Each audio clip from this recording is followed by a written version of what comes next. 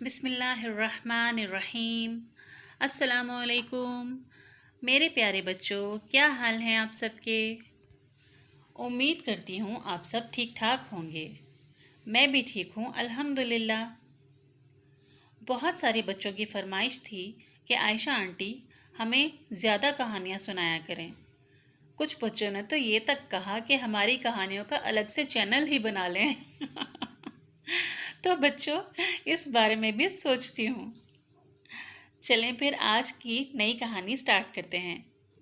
آج میں آپ کے لیے ایک اور مزیدار کہانی لے کر آئی ہوں جس کا نام ہے بھائی جان کے جوتے۔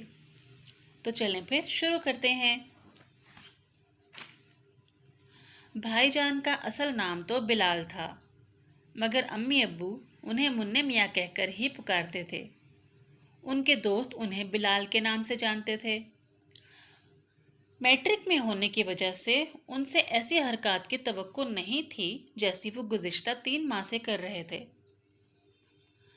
بھائی جان مسلسل 3 ماہ سے اپنے جوتے گم کر رہے تھے۔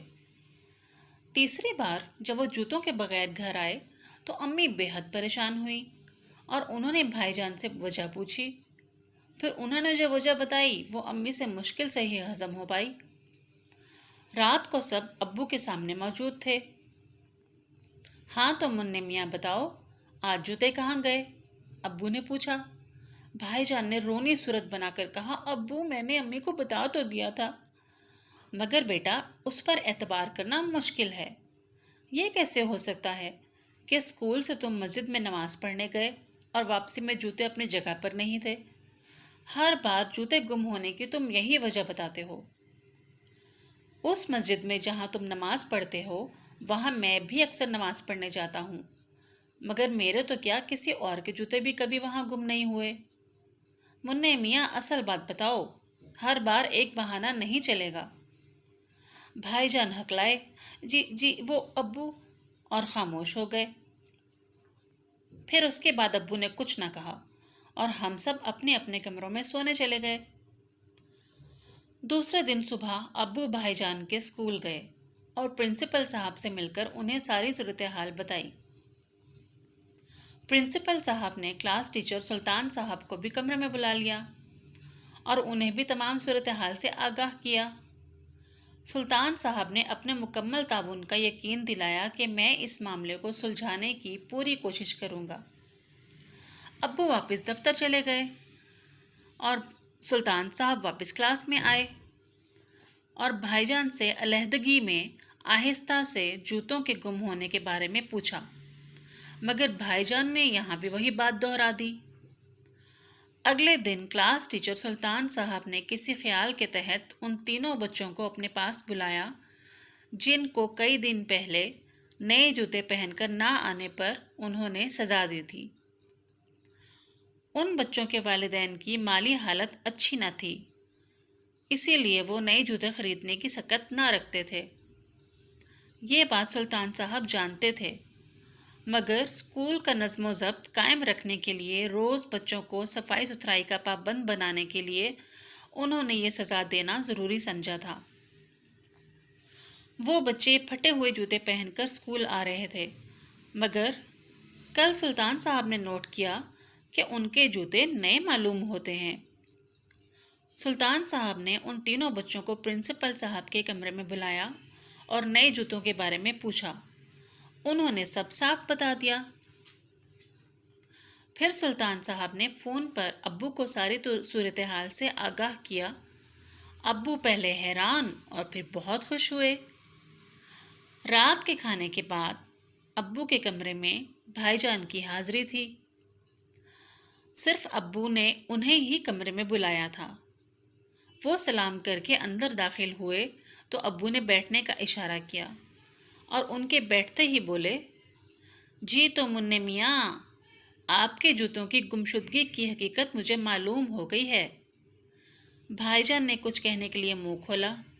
جی وہ ابو بولے، بیٹا مجھے معلوم ہو گیا ہے کہ پہلی بار تم نے جوتے گم ہونے کا بہانہ بنا کر اپنے کلاس فیلو عبدالعزیز کی مدد کی، پھر اسی طرح مدثر و شاہد کے لیے کیا۔